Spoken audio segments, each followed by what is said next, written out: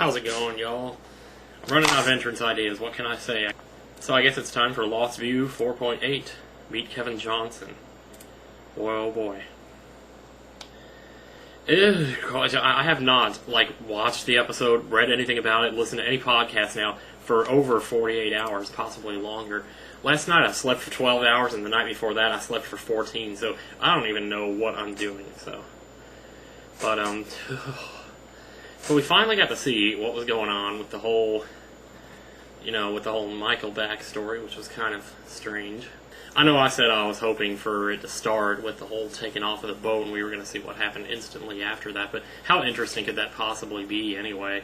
It's like, oh, hey, there's land, we're free, or whatever, I mean, basically we found out that Michael did tell Walt about what he did with Anna Lucia and Libby, and it's like, well, why did he do that? But I think, Walt did see Jack and Kate and Hurley and Sawyer tied up on the dock as they were taking off, so chances are he's probably asking Michael, why are they tied up? What did you do? But still, I don't know if he really had to tell the whole story about him shooting the two women. But I guess it does lend some credence to his character, the fact that he feels guilty enough that he can't deal with having that knowledge all to himself. I mean, one of the first things that puzzled me about the episode is when he goes to talk to his mom, she says, your plane crashed in the middle of the ocean. And then, later he sees it on the news, and it turns out, it did crash in the ocean as far as the rest of the world knows. So it's almost like he came up with the same story that the Oceanic 6 did. I'm guessing that probably whoever, Ben or whoever, gave him the same story, that they would eventually give the Oceanic 6 to tell the people. So that's why his mom would be saying stuff about his plane crashing in the ocean. Yeah, I'm just kind of looking over the fuselage to see, could Saeed kick the captain's ass? Oh, yeah, Saeed could kick anybody's ass, let me tell you. Miles knew, but what dead person told? Yeah, these are a lot of the same threads that were up 3 days ago at the top of the page. I think I figured out what's going on with Walt, though. So we noticed in this episode that they actually got a different actor to play Walt, and not Malcolm David Kelly. And it seemed kind of strange that they did that, but I think I know why they did it. I think they're trying to tell us something. Because they did use Malcolm David Kelly at the end of season 3. He's already aged to, 2 years by the time they used him at the end of season 3. So he was already, at that point, too different physically for anyone to buy that it was actually the same kid, supposedly 2 months later in the timeline or whatever, And then in this episode, all of a sudden, they have a shot that's actually would have been easier to do with Malcolm David Kelly to make him look younger, and yet they use a different actor to play him. That the version of Walt that Locke saw, Taller Ghost Walt, at the end of season 3, that version of Walt is different. It's a different Walt from a different time than the Walt that we see in this episode when Michael sees him up in the window. The theory that I'm going with on this is that Taller Ghost Walt is actually Walt in the future, projecting himself back in time. Now, I know that sounds a little nutty, but it seems to me that if they're using Malcolm David Kelly, knowing that he's 3 years older, and yet they're not using him in the episode that we just saw, I think they want us to think that Taller Ghost Walt is actually 3 years older, or that he's a different version of Walt based on the fact that they didn't use Malcolm David Kelly in this episode. And I know I probably said that 15 different ways, 15 different times already, but now, how he's doing that, I don't know. I mean, it's they've already pretty much given us a whole crapload of stuff that's going to be, scientifically, practically impossible to explain. Michael trying to shoot himself and not being able to do it because the island is stopping it from happening. Now, on Big O's podcast, there were some people discussing the idea that the island could influence possibilities, as in certain things, when you try to shoot yourself with a gun, there is a possibility that something wouldn't happen, either that the firing pin would be... I don't know anything about guns, but I know that there are ways that a gun could not fire, or that even if you had bullets in it, it wouldn't go off right, or the bullet wouldn't come out or something. And so even though it's not likely that it would happen, the island could be influencing the probability of it happening.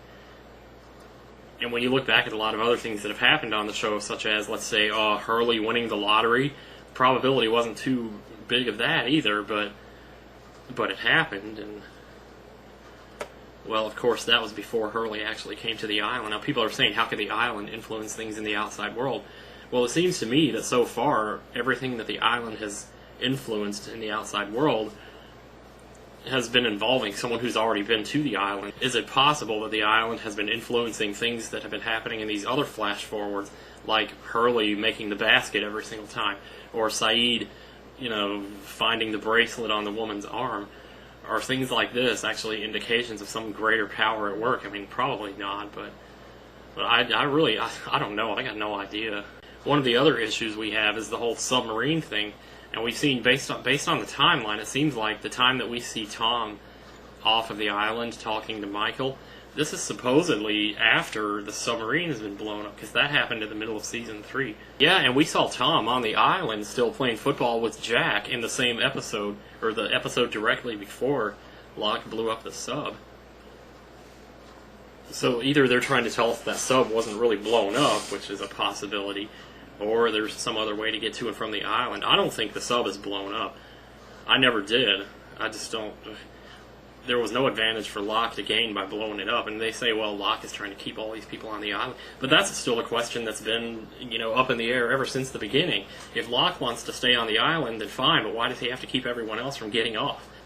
The other question is, well, if Widmore is trying to find the island, then fine. If he wants to find the island, then great, but why does he have to kill everybody on it? I know he's trying to keep secrets and stuff, but he did let the Oceanic Six leave. So, and if he's so concerned with killing people to keep this information from getting out, why would he let 6 people go out and just trust that they weren't going to say anything? I don't have enough light in this place, let me tell you, but what I was trying to do was try to get some kind of semblance of organization of who's on what side here.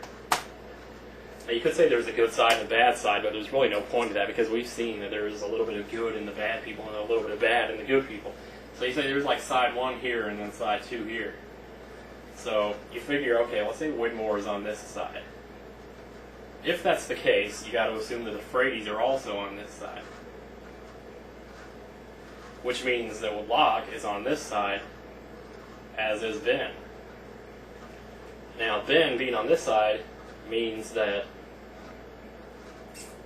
most of the people on the island don't trust Ben, so you figure, okay, people like Claire and Hurley and the rest of the Lostaways don't like Ben. Jack and all them, so they're over here. They're on the same side as Widmore. Okay, but wait a second. Well, Widmore wants to kill him. Daniel doesn't seem to. Charlotte seems pretty gung-ho about it. Miles seems pretty gung-ho about it. Frank doesn't seem to care either way. Ben is obviously on the opposite side as the Frades, which also puts Michael over here. And that would make sense because Walt is on the same side as Locke. But it seems like Walt is not on the same side as Michael. Now, what I'm actually thinking here, and this goes back to the whole Taller Ghost Walt thing, being Walt from the future, I think that at some point in the future, Walt changed his mind and decided to try to help Michael, and that's why he projected himself back in time and talked to Locke. He wants Locke to help Michael. I'm trying to get it all straight here, who's on what side here, because occasionally you have people who seem to be at odds with each other. If Ben is talking about, well, this is welcome to the good guy side, you might want to say, well, 2 is the good guys. But that makes the Losties the bad guys, so that doesn't work. Okay? That would also make the Frades the bad guys, which is not nearly as hard to believe. When Faraday and Charlotte went to the gas station, they actually intended to release the gas. And I don't remember what it was that I saw, but something had kind of sort of convinced me of that. Like that when they got to the station, they were going to release the gas, and then when Juliet showed up, they had to turn it around and pretend like they were trying to stop it instead. But, what if they had just never gone to the station in the first place? Would the gas have been released then? I suppose if Michael's over here, we could put Walt on this side as well. But could we say maybe that Walt wants to help Michael? He didn't want to help Michael back in the past. When he found out what Michael did, he was totally against him. He wouldn't even speak to him. I also think we have to assume that Walt wants to help the Lostaways, So would this be the Waltz from the past, or would this be Taller Ghost Walt from the future? We got a 4-week hiatus. I'll try and... Maybe I'll keep posting these weekly and see what else I can come up with as far as theories go. But take care, and I'll catch you later.